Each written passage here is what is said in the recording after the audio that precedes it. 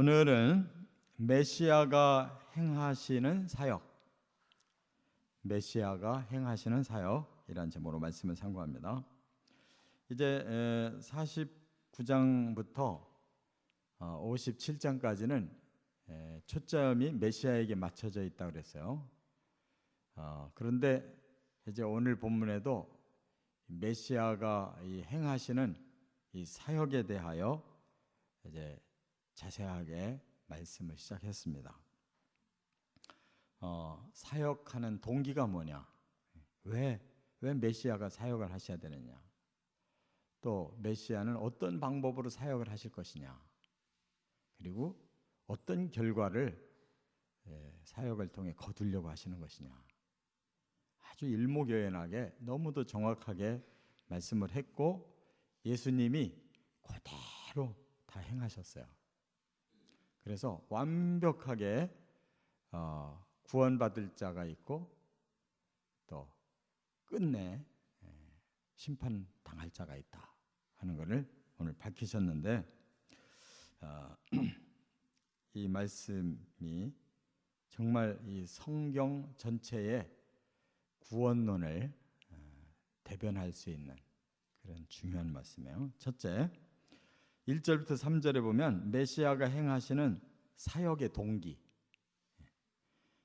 메시아가 왜 오셔서 일해야 되느냐, 그 동기가 뭐냐 그랬는데 한마디로 말하면 사람의 죄를 해결하기 위해서 오셔서 행하신다는 거예요. 죄의 문제라는 겁니다. 그러면서 하나님이 이렇게 시작하죠. 너희 어미가 이혼 증서, 어미를 내보낸 이혼 증서가 어디 있느냐? 또 내가 어느 체주에게 너희를 팔았느냐? 이를 말씀하셨는데 사람들에게 불행이 뭐예요? 한 가정을 이뤘는데 아내가 쫓겨났대요. 이혼 증서 구약에 보면 그런 율법이 있어요. 정 살기가 싫으면 이혼 증서 써서 내보내라 이런 구절이 있어요. 그거 가지고 이제 예수님께 토론을 벌인 자들이 있죠. 그때 예수님이 본래 하나님 마음이 그런 게 아니다. 그거 가지고 사람들이 역이용하는 거다 그런 얘기 하셨는데 결국은 이혼 증서를 써서 어미가 나갔다는 거예요. 그 가정이 깨졌어요. 그 자식은 고와 같은 심정이 된 거죠. 그걸 누가 그랬느냐? 이스라엘은 하나님이 그랬다는 거예요. 그러니까 하나님이 우리를 이렇게 불행하게 만들었다 이렇게 생각한다는 거예요. 또 여기 보니까 누가 체주에게 너희를 팔았느냐? 체주가 뭐예요?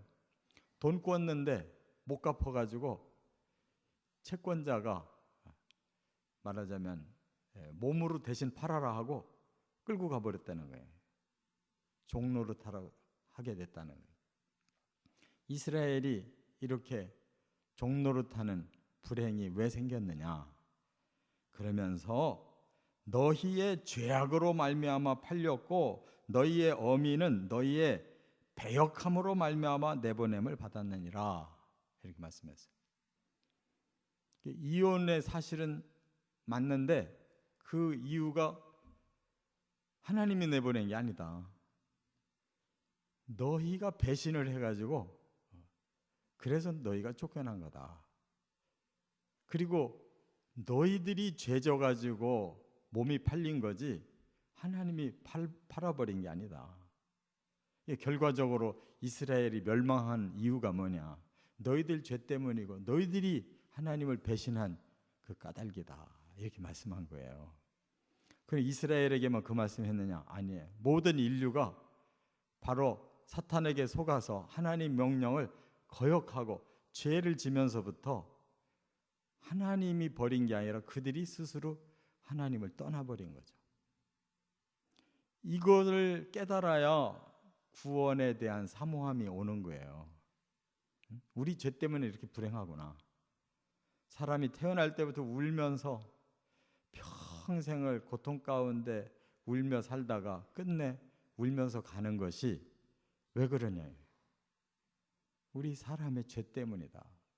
유전되어 오는 죄, 내 스스로 짓는 죄, 이 원죄와 자범죄 때문에 우리 망하는 거지 하나님이 우리를 버리거나 잘못하신 게 아니다, 그거예요.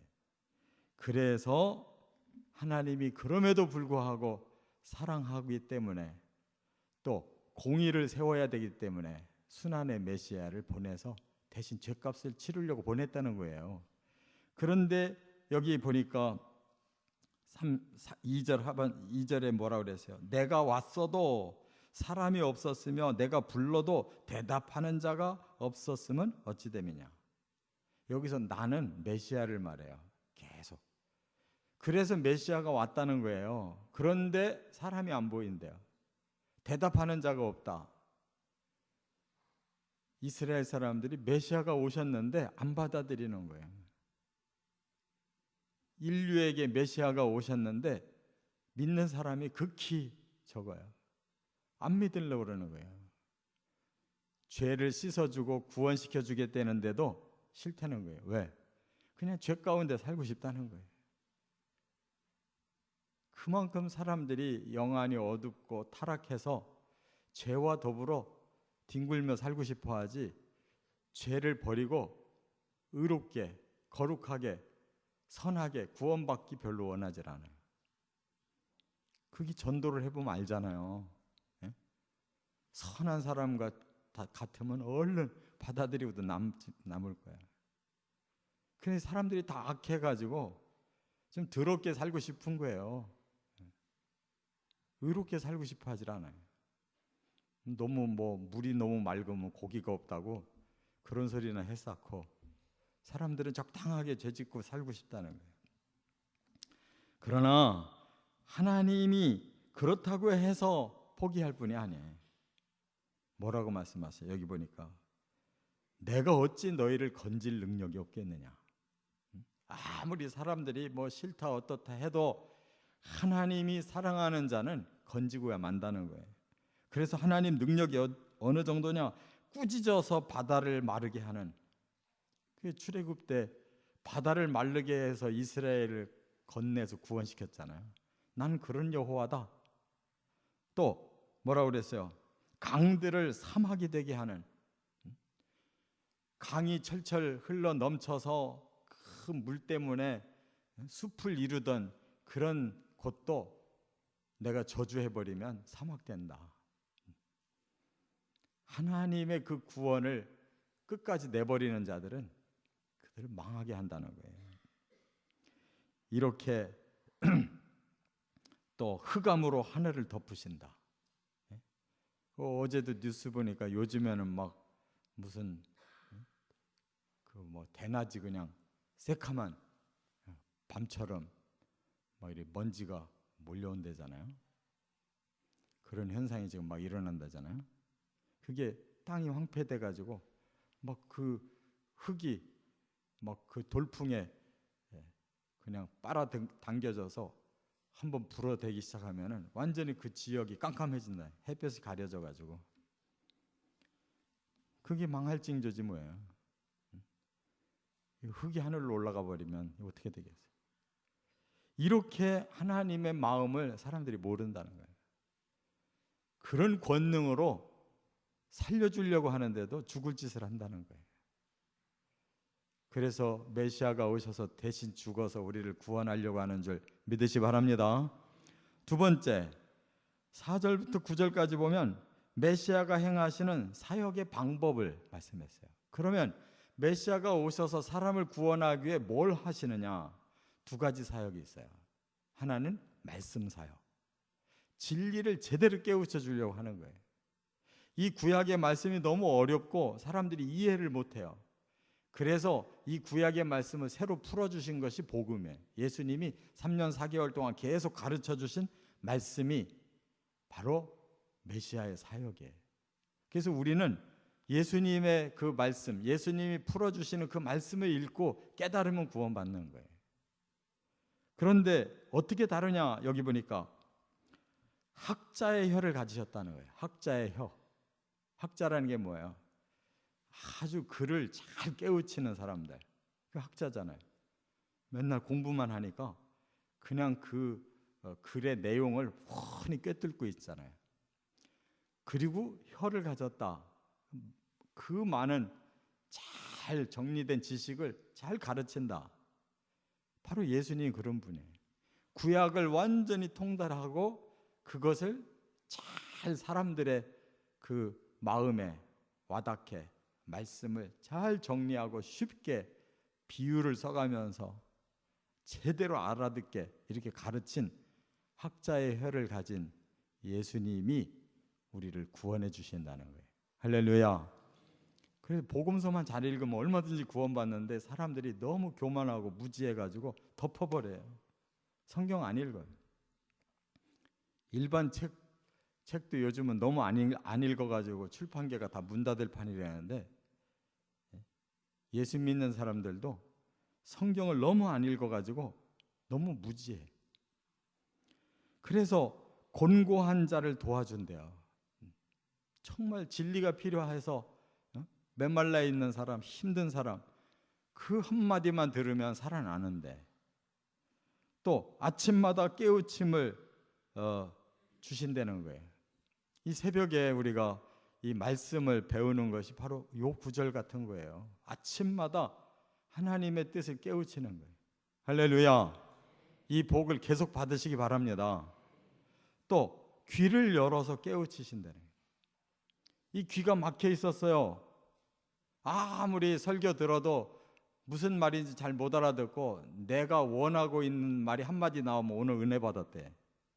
그게 무슨 은혜야? 내가 원했던 것만 받고 나머지는 다 흘려버리면 자기 듣고 싶은 대로만 듣고 사는 거예요.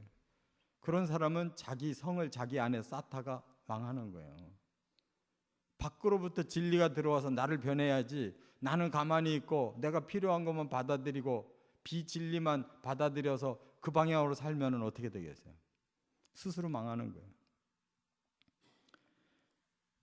그래서 학자들 같이 알아듣게 하신다. 예수님의 그 학자의 혀가 우리에게 들려지면 우리도 학자같이 알아듣는 귀를 갖게 된대요. 이 얼마나 축복된 일이에요. 또 하나의 사역이 뭐냐? 순환 사역이에요. 예수님이 대신 죄값을 치르는 사역. 그래서 뭐라고 그랬어요? 거기 보니까 예수님이 등을 때려도, 뺨을 때려도, 모욕과 침뱉음을 당해도 다 당하신다는 거예요. 예수님 그대로 당했잖아요. 채찍으로 등짝을 얼마나 많이 맞았어요. 로마 군인들이 막 뺨을 얼마나 때리고 침뱉고 모욕을 얼마나 많이 했어요. 예수님 그대로 당하셨어요. 요 말씀 그대로. 700년 전의 예언이 700년 후에 예수님에게 그대로 상황이 임했어요. 이거 어떻게 꾸며낼 수가 있어요, 이런 거를. 그러나 예수님의 마음은 부싯돌같이 굳게 견디셨다는 거예요. 우리 같으면 견디겠어요? 내가 내 죄값 때문에 두들겨 맞아도 자존심 상하면은 화낼 텐데, 아니 남의 죄값을 대신 지고 그렇게 모욕을 당하는데도 부싯돌처럼 마음이 흔들리질 않고 그걸 견뎌냈대요, 예수님이. 그래서 우리가 구원받은 거예요. 예수님 덕분에. 예수님이 참으시고 당해서 우리가 그 값이 치러진 거예요. 그래서 의롭게 하신다고 그랬어요. 죄값을 당하면 당연히 죄가 없으면 의로운 거예요. 그러면 대적을 이기신다고 그랬어요. 그러면 우리를 정죄하지 못한다고 그랬어요. 오늘 본문의 요 한 단어가 이게 구원론의 핵심이에요. 예수님이 죄값을 치러야 악한 사탄이 꼼짝을 못해요. 더 이상 고발할 거리가 없으니까. 그러면은 사람들을 정죄하지 못한다는 거예요. 왜? 항상 예수님이 대신 값을 치른 것이 우리에게 항상 효과가 나오기 때문에, 예수님을 믿고 우리 죄를 고백만 하면 항상 우리 죄는 사라져버리기 때문에 사탄이 우리를 고발할 수가 없는 거예요. 이게 법적인 원칙이에요. 이렇게 말씀 사역 그리고 십자가의 순환 사역을 통해서 우리 구원시켰다는 거 믿으시 바랍니다. 그냥 날마다 말씀 배우고 날마다 저 십자가의 은혜를 깨닫고 감사하시기 바랍니다. 끝으로 세 번째, 10절과 11절 메시아가 행하시는 사역의 결과를 말씀했어요. 이렇게 사역을 하심으로써 어떤 결과를 거두시느냐? 두 가지가 있어요. 구원이냐 멸망이냐. 이걸 받아들이는 사람은 구원, 끝까지 거부하는 사람은 멸망이에요. 자, 어떻게 받아들이느냐? 여기 보니까 여호와를 경외하고 청종하고 의뢰하라 그랬어요. 여호와를 경외하고, 여기 10절에 보면 또 청종하고 의뢰하라. 그러면 흑암 중에도 빛을 주신다는 거예요. 흑암 속에 있던 사람도 여호와 경외하고 청종하고 의뢰해서 이 복음 받아들이면 그 사람은 흑암 속에서도 빛으로 나온다는 거예요. 예수님 그랬잖아요. 나는 세상의 빛이다. 내가 있을 동안에 나에게 오는 자는 빛을 얻는다 그랬죠. 생명의 빛을 얻는다. 그러나 반대로 11절은 멸망이에요. 뭐라고 그랬어요? 스스로 불을 들고 횃불을 붙인 자. 이건 무슨 뜻이에요? 지금 깜깜한 거는 현실이에요. 그러나 내가 할 수 있다. 내가 불을 붙였어요. 내가 횃불을 들었어요. 이게 자의 구원이라는 거예요. 자의 구원. 내가 열심히 수행하면, 마인드 컨트롤하면, 돛 닦으면, 해탈하면, 열심히 공부하면 나는 얼마든지 스스로 구원받을 수 있다. 이게 인류의 대다수의 생각이에요. 그러나 절대 타락한 인간은 스스로 구원을 할 능력이 없어요. 의로운 자는 단 한 사람도 없다고 그랬어요. 자기 스스로 의를 만들어낼 수 있는 인간은 단 한 사람도 없어요. 그래서 하나님의 도움이 필요한 거예요. 그래서 예수님이 대신 사람을 위해 죗값을 치르고 우리를 부르시는 거예요. 나만 믿으면 너희들에게 이런 혜택을 줄게. 그 사랑과 공의의 방법 외에는 사람은 스스로 구원을 얻을 자가 없어요. 그런 자들은 그 횃불 때문에 자기가 타 죽는다. 여기 11절에 그러신 거예요. 자기가 오히려 타 죽는데 그 결과는 뭐냐? 고통 중에 누우리라. 지옥의 고통에 너는 스스로 걸어가는 것이다. 그래서 기쁜 소식인 거예요. 우리가 별로 한 것도 없이 구원받을 길이 열렸다는 게 그게 복음인 거예요. 그런데 교만한 인간은 그 복음마저도 거부해버리고 나는 내 스스로 할 수 있다.